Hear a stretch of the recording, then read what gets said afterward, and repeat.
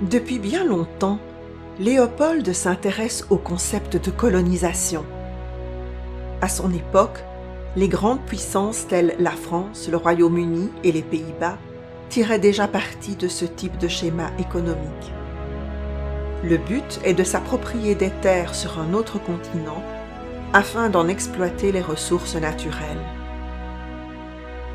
Léopold est de plus en plus titillé à l'idée de coloniser des contrées lointaines. Lors d'un voyage en Indonésie en 1865, il est captivé par le système d'exploitation des territoires occupés par les Hollandais. Ils appliquent le système de culture forcée. Derrière ce mot fort se cache une méthode bien peu respectueuse. L'État qui possède la colonie s'octroie le droit de fixer le prix des produits des plantations comme il l'entend, donc à son avantage.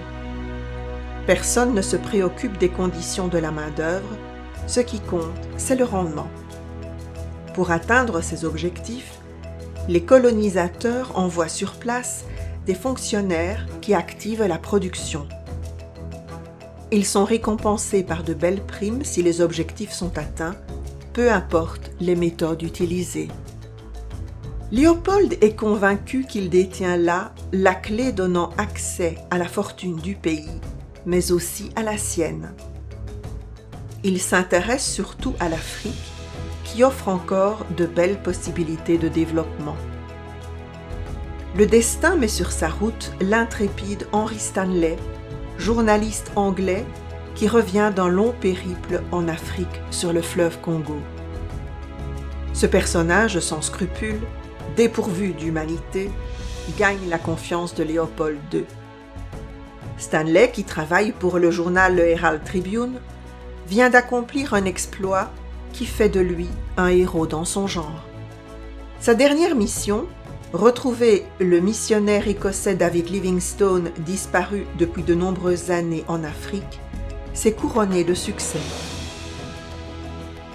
Lors de cette aventure périlleuse, il a pris goût à l'exploration.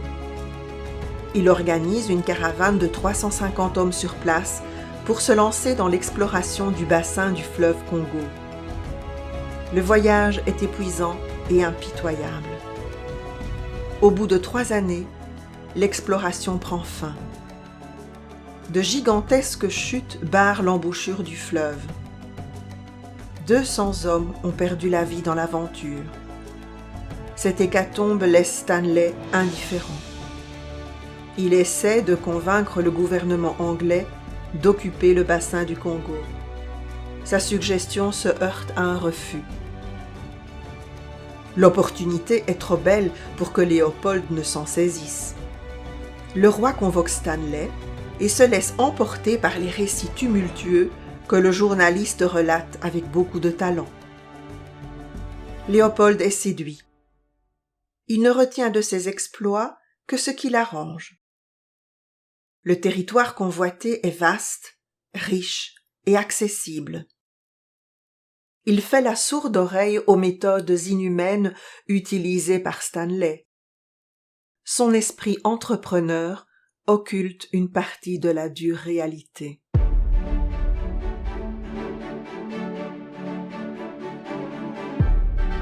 En 1876, une conférence géographique est organisée au Palais Royal de Bruxelles. Des personnalités internationales s'y retrouvent pour partager leur intérêt commun pour l'Afrique.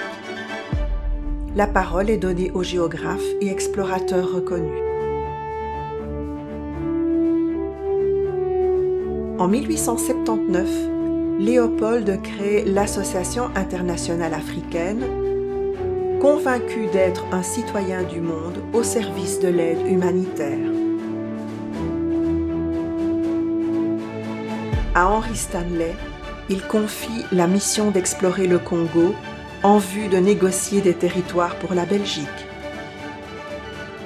Les chefs africains, souvent analphabètes, signent des documents d'autorisation d'exploitation de leurs terres sans se douter qu'ils viennent de les céder à une puissance étrangère.